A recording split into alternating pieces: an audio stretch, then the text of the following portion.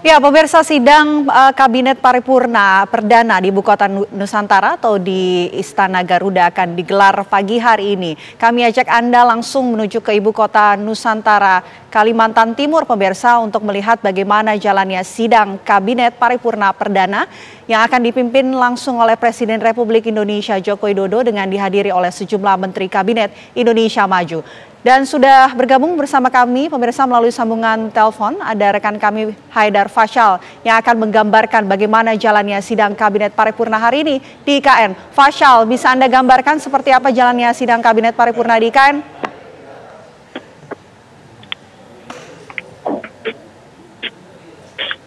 Baik, sekali lagi juga pemirsa untuk kali bahwa saat ini di tempat kita melaporkan di Kalimantan Timur ini sudah menunjukkan pukul 9:49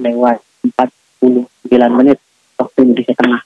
Artinya memang seharusnya saat lagi sidang Kabinet Paripurna pertama di Ibu Kota Nusantara. Kabinet Paripurna pertama di Ibu Kota Nusantara ini akan segera dimulai karena dari rencana awal yang sudah direncanakan sidang Kabinet Paripurna ini akan dimulai pada pukul 9.30 waktu Indonesia Barat. Dan saat ini saya bisa gambarkan suasananya hikmat di mana seluruh menteri Kabinet Indonesia Maju sudah mulai berdatangan. Dan saat ini bisa pemirsa lihat di layar kaca bahwa Presiden Joko Widodo tengah memasuki ruang sidang. Kita lihat Presiden Joko Widodo didampingi oleh Wakil Presiden Kiai Haji Ma'ruf Amin dan juga Presiden terpilih yang juga Menteri Pertahanan Prabowo Subianto. Artinya sesaat lagi sidang Kabinet Rapat Paripurna akan segera dimulai dan secara mekanismenya Vena dan juga pemirsa saya dapat informasikan nanti ini Presiden Joko Widodo akan memberikan pernyataan pembukanya di hadapan para menteri Kabinet Indonesia Maju dan juga awak media untuk kemudian nanti secara substansinya nanti akan dibahas secara tertutup dan nanti awak media akan diminta untuk keluar dan kita akan menunggu konferensi pers setelah sidang rapat paripurna selesai. Dan Vena dan juga pemirsa, marilah kita sama-sama saksikan karena memang saya dapat gambarkan bahwa suasana di ruang sidang kabinet ini sangat hikmat sehingga saya memang tidak bisa berbicara terlalu keras begitu karena dikhawatirkan akan mengganggu jalannya sidang kabinet. Dan saat ini sejumlah menteri sedang berdoa untuk membuka rapat Kabinet Paripurna Perdana agar rapat berjalan lancar. Mari kita sama-sama dengarkan.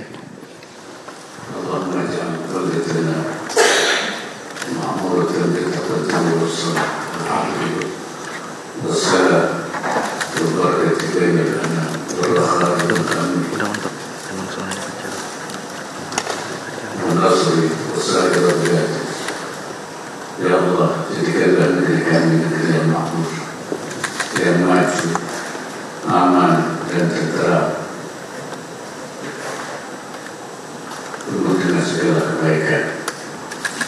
Rabbana atina fid dunya hasanah wa fil akhirati hasanah. Allahumma ij'al ijtima'ana hadha ijtima'an marhum wa tafarruqana ba'dahu tafarruqan ma'sum.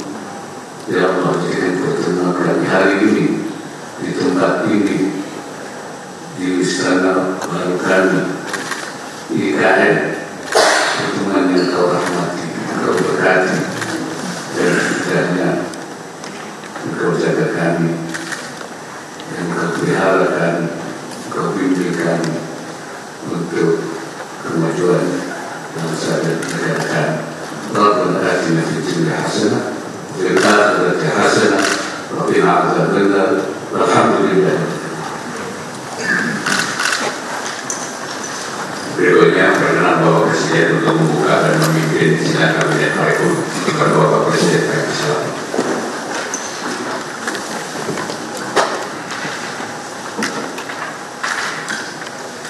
Bismillahirrahmanirrahim. Assalamualaikum warahmatullahi wabarakatuh. Salam sejahtera serta semuanya. Om Swastiastu, Namo Buddhaya, Salam Kebajikan. Yang saya hormati Bapak Wakil Presiden, yang saya hormati Bapak Presiden terpilih, Pak Prabowo Subianto, para Menko, para Menteri, Panglima TNI Kapolri, Jaksa Agung, Kabit, saudara sekalian yang saya hormati.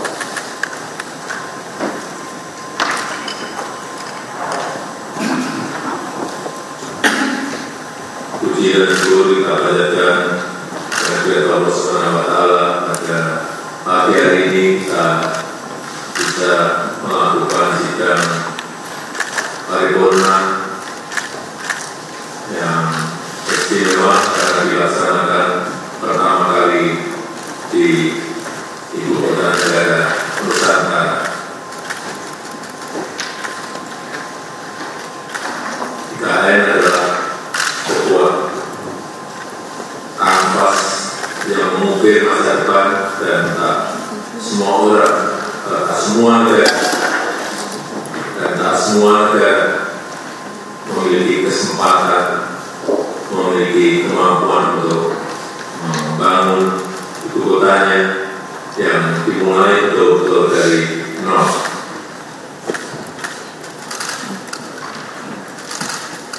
Nusantara dibangun dengan konsep Forest City, kota hutan, kota yang penuh dengan hijauan, bukan kota beton atau bukan kota kaca.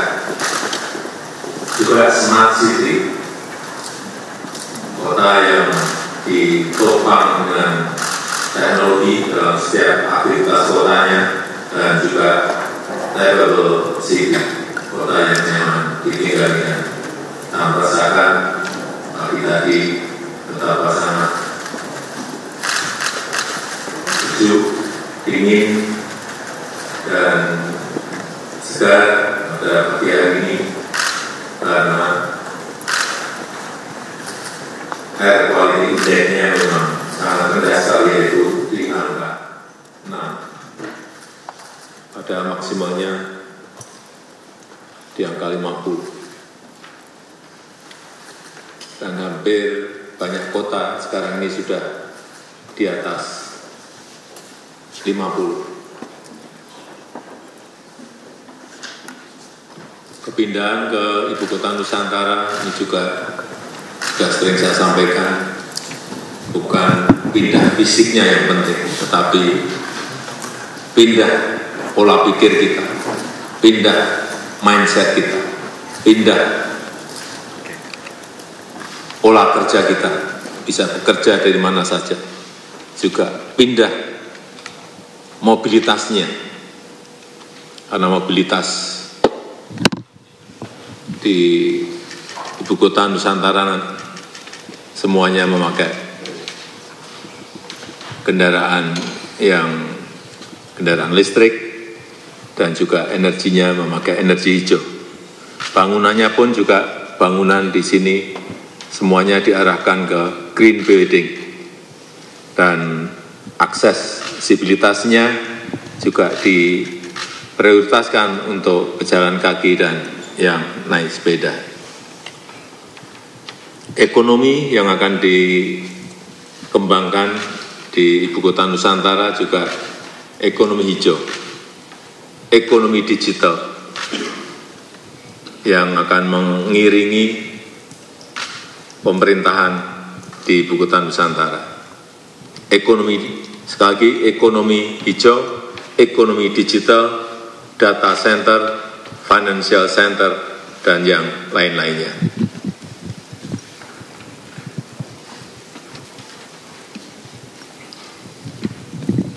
Kalau ditanyakan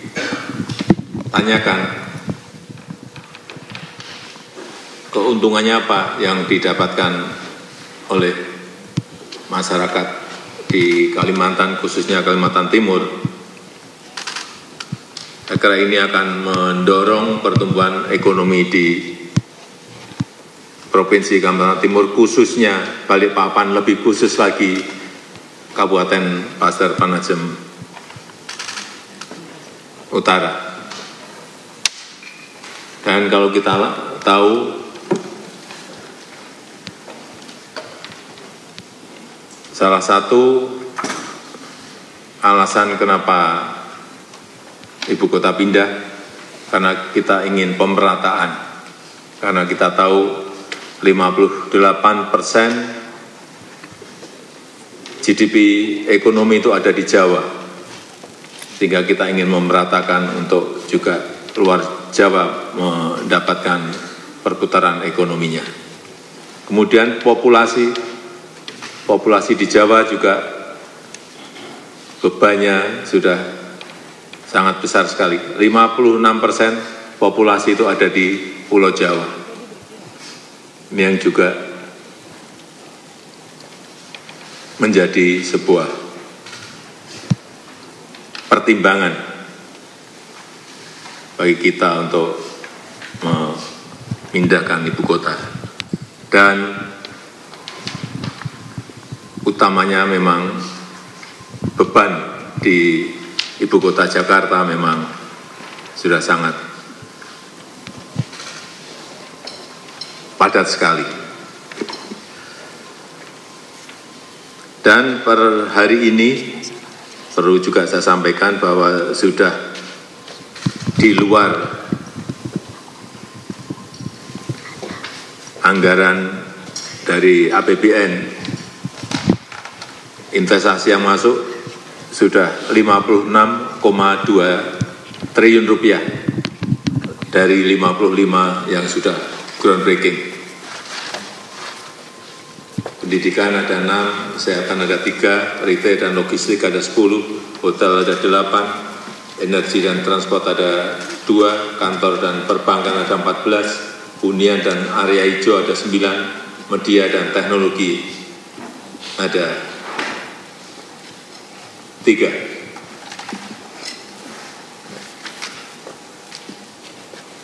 Yang kedua yang ingin saya sampaikan pada sidang paripurna pada pagi hari ini yang berkaitan dengan PMI, Purchasing Manager Index, yang kita tahu setelah ekspansif selama 34 bulan berturut-turut, pada bulan Juli kita masuk ke level kontraksi. Ini agar dilihat betul, diwaspadai betul secara hati-hati,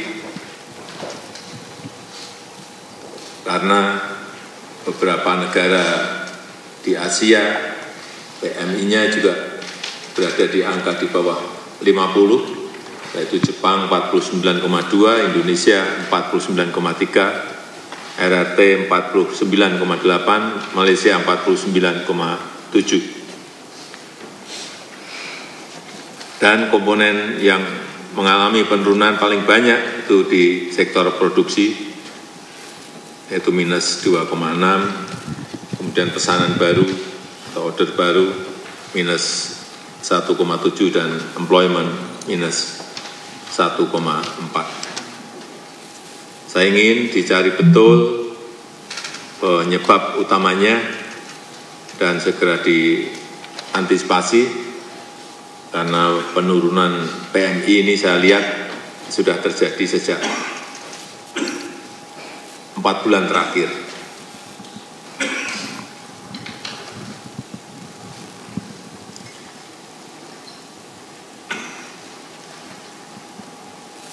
Betul-betul dilihat kenapa permintaan domestik melemah. Bisa karena beban impor bahan baku yang tinggi karena fluktuasi rupiah, atau adanya juga serangan produk-produk impor yang masuk ke negara kita.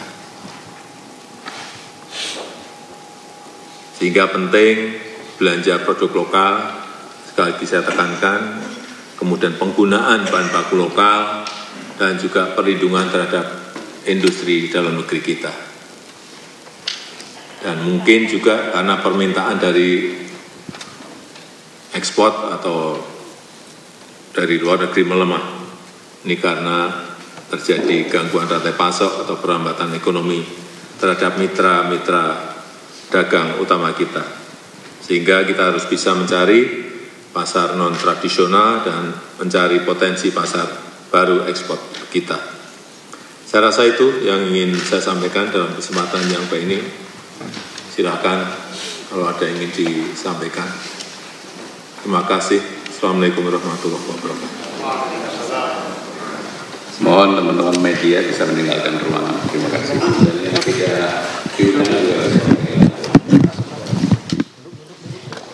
Ya baik, Vena, itulah tadi pernyataan yang disampaikan oleh Presiden Joko Widodo, di mana tadi Presiden Joko Widodo secara keseluruhan, secara dasar begitu menyampaikan terkait dengan pembangunan ibu kota. Baik. Dan juga terkait dengan purchasing managerial yang Anda saksikan index. tadi pemirsa saat ini adalah laporan dari rekan Haidar Fasyal yang tadi menyaksikan secara langsung bagaimana jalannya sidang Kabinet Paripurna Perdana di Ibu Kota Nusantara, tepatnya di Istana Garuda IKN.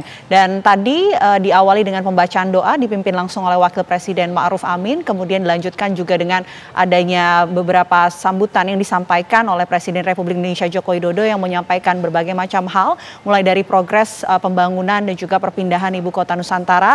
Selain itu juga menyampaikan apa saja alasan kenapa pemilihan Ibu Kota Nusantara ini dipilih di Penajam Pasir Utara, serta apa yang ingin ditingkatkan terutama dalam perekonomian Indonesia. Selanjutnya dalam sidang Kabinet Paripurna di IKN, tepatnya di Istana Garuda ini, akan dilanjutkan secara tertutup bersama dengan sejumlah menteri dari Kabinet Indonesia Maju yang hadir secara lengkap sejak kemarin dengan mengikuti beragam ataupun rangkaian agenda lainnya. Pemirsa, nanti juga kita akan update terbaru apa saja poin-poin yang dibahas dalam sidang Kabinet Paripurna Perdana di Ibu Kota Nusantara, tepatnya di Istana Garuda.